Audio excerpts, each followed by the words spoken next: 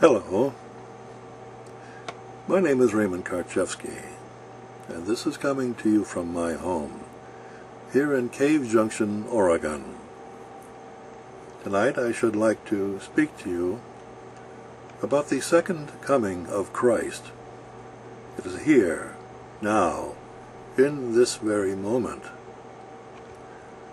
Why do blind believers stop living, stop learning, and wait for the second coming of Christ to bail them out of their problems which they are unable to solve for themselves?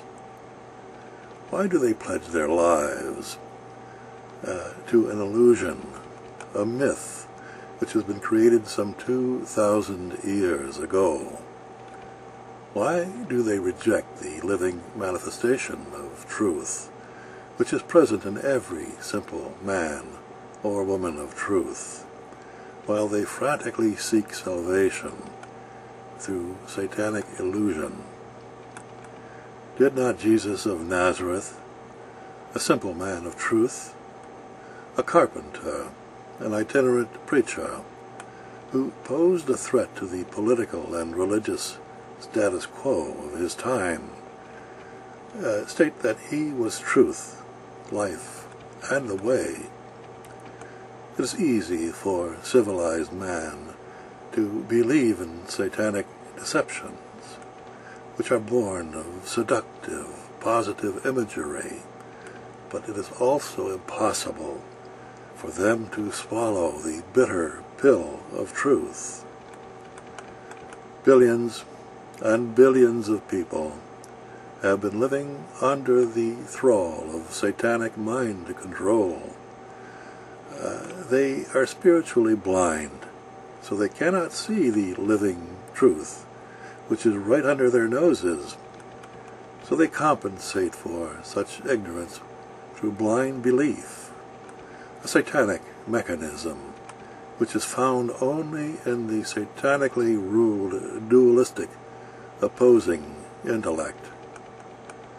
They navigate their hellish world by flying blind, and they must resort to the instrument panel that is the thinking intellect.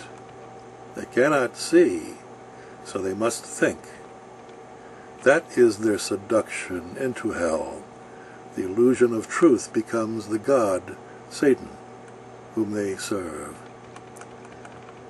Jesus of Nazareth could not have been the milquetoast character described by the satanic-inspired and written Bible.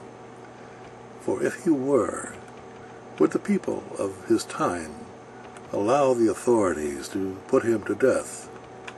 Would the society of man crucify him? Doesn't anyone question the fact that Jesus never committed his own words to writing? One can see that he possessed a level of intelligence which far surpassed the normal consciousness of the people of his time. So we can rule out that Jesus was no illiterate. So why did he not commit his truth to writing? Does anybody out there see that all those who wrote of him did not possess the consciousness of such a man? They were the authors of the Bible writings under the authority of the ruling class of that time.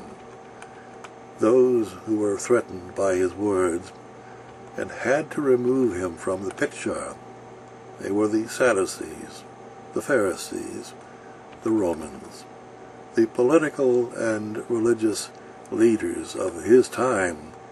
They had to kill him so that he was not around to contradict the subsequent myth which was hastily formed after they killed him, which enslaved mankind for centuries, even unto this day. Now, what is wrong with billions and billions of blind believers, converts who are unable to pierce such satanic illusions, and which formed a major world religion since his death. All thought is dualistic and opposing in nature, and therefore is satanic. It promises peace, but delivers nothing but more hell into the lives of those people who are blind believers. Truth is eternal. It is experienced only in the ever-present moment of now. So what has this to do with the second coming of Christ, which millions have been awaiting for centuries, and doing so to their own detriment? Many do not know what to make of a modern-day man who simply states that all simple men and women of truth are Christ's. Yes, I am saying that Jesus of Nazareth and I, this living, breathing, flesh and blood, sentient natural man, this modern man, share the same non-dualistic spirit of truth, and do so openly in a satanic-ruled land of deceit.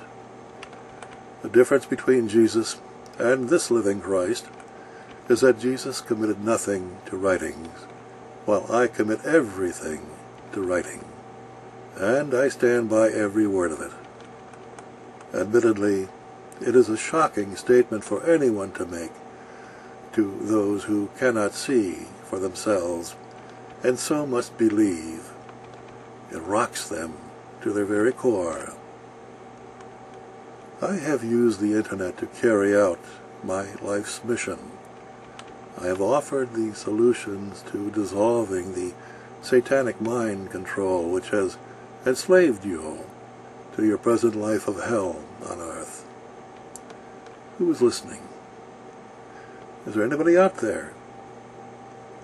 The vast majority of you are like lemmings who are being led to the cliff of destruction by Pied Piper type priests, ministers, politicians, bankers, and corporate elitists. Satanic minions all. The writings of this Christ, this simple man of truth, may be read on my website, arkenterprises.com, with its many links and pages. It is not a gift given with pat answers to assuage lazy truth-seekers, blind believers, those who are addicted to political and religious leadership, to those who have sold their souls for security. It is for those who are open-minded, spiritual seekers, who have the eyes to see and the ears to hear, those who seek real change in their lives and their world. For a sampling of what I have to say, take it from this Christ. The New World Order is not new at all. It is the same satanic-ruled Old World Order with a new face. See my YouTube offerings on my website page, arkenterprises.com/index.html #list.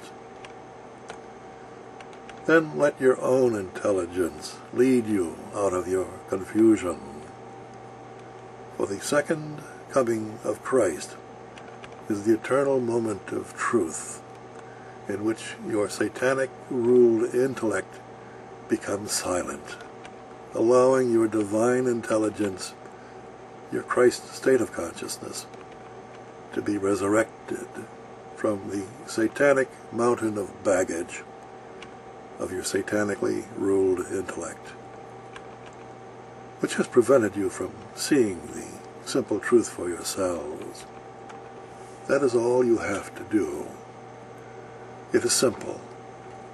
You live in a complex world because you filter it through a complex, conditioned intellect. that must be silent for the truth to make its appearance. Thank you.